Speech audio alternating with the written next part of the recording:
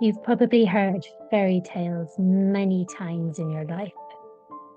We enjoy them as children. We retell them as adults. Something about them endures.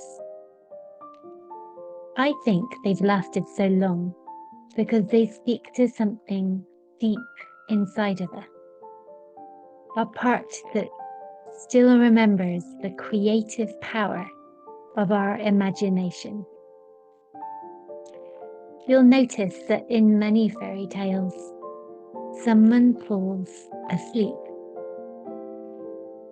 Neville Goddard once said that imagination creates reality, and the state we dwell in while we sleep determines the world we wake into. That's why I've created this small corner, a sanctuary for brave dreamers.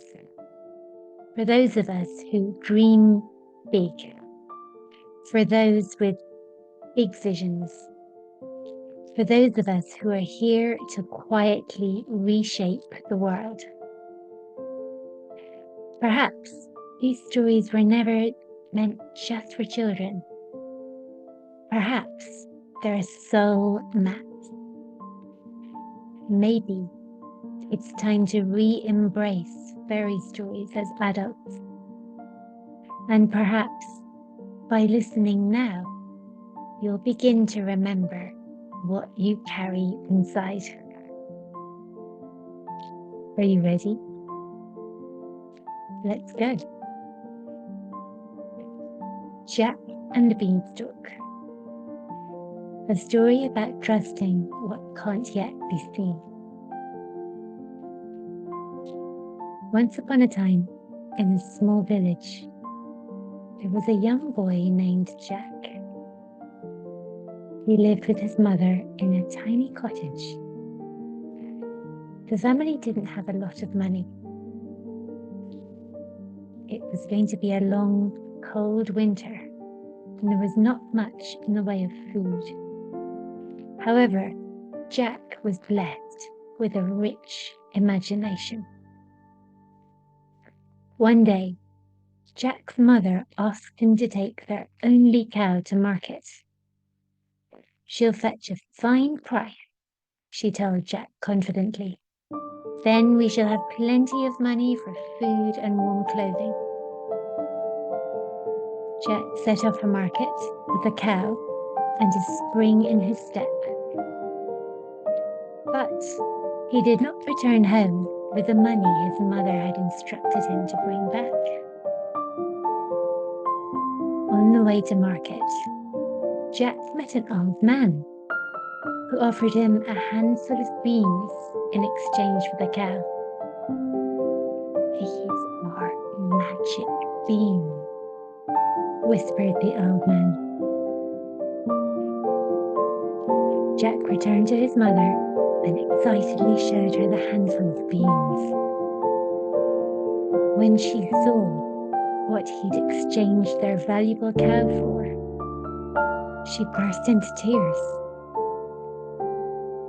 "How could you, Jack? How could you be so foolish?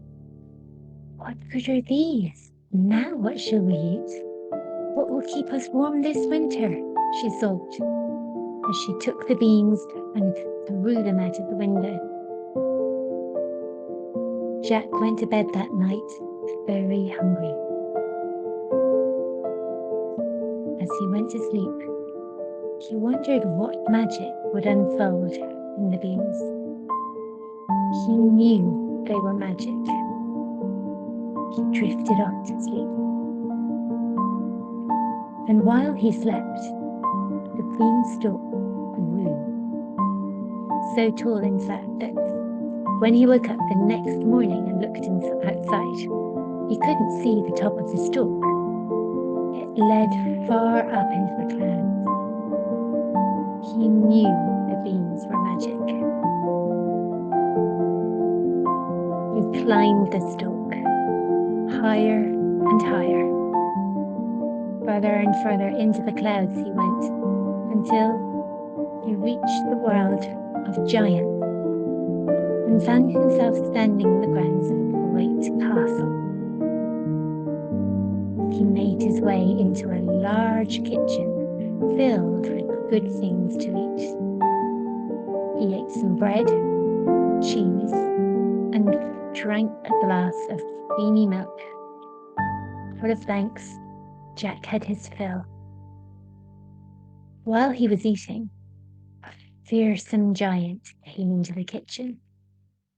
Jack quickly hid in a small cupboard.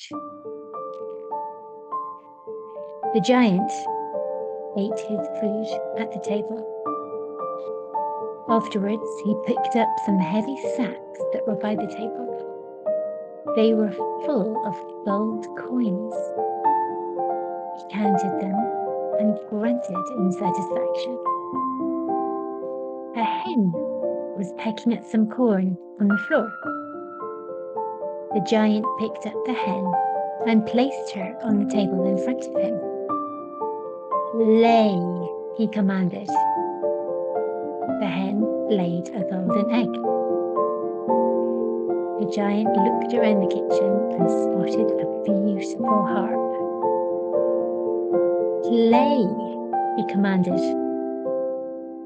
The harp began to play beautiful music. The giant's head started to nod, and shortly he fell asleep at the table, head on his arms, and the harp continued to play. Jack crept out from the cupboard, took one of the bags of gold coins. He picked up the hen, tucked the harp under his arm, and tiptoed out of the kitchen. The harp stopped playing the music and called out to its master in alarm, "Help, master!" The giant woke up immediately and chased after the boy. Jack was strong and agile and quickly made his way back down the beanstalk, the giant lumbering after him. Jack's mother was waiting for him at the bottom of the beanstalk. She watched in alarm as the giant came closer and closer and ran to get an axe as Jack returned to the ground. Jack took the axe and with one fell swoop chopped down the beanstalk. He handed his mother the bag of gold, the harp, and the hen, and they lived happily ever after. Why has this story endured for so long? I think it's because it contains all the ingredients for our full creative potential. We begin with Jack, a boy filled with imagination. Then the trade, something tangible, a cow, for something unseen, the magic of the bean.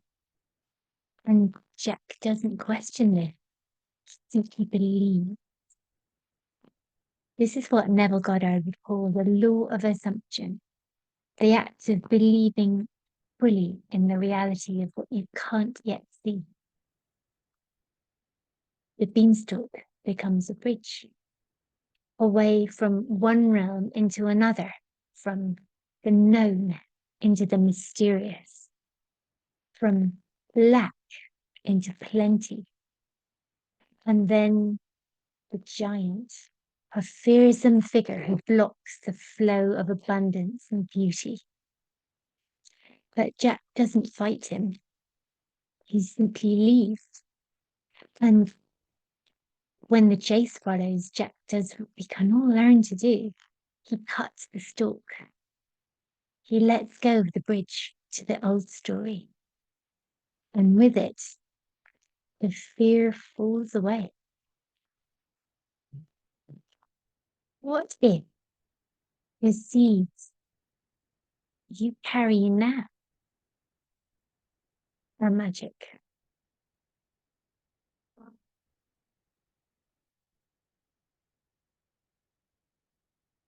And What if the thing you think you've lost, your voice, your worth, your abundance, was never really missing? What if it's already here, just above the clouds, waiting for you to climb? And what if all it takes is a quiet act of faith?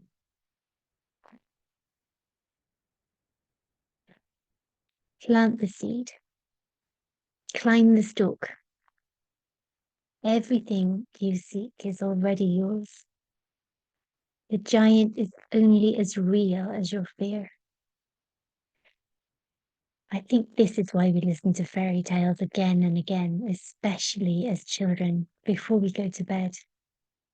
And I think it's even more important to be reminded of this as adults, so that we remember our magic. Sleep well, brave dreamer. And when you wake, remember, you already carry the seed. If this story spoke to you, I'd love to share more. Subscribe to my YouTube channel at Jenny Wilson Soul Language for more reimagined tales. Or you're very welcome to join my email circle at www.iamjennywilson.com and follow the free staff link. Thank you and sweet dreams.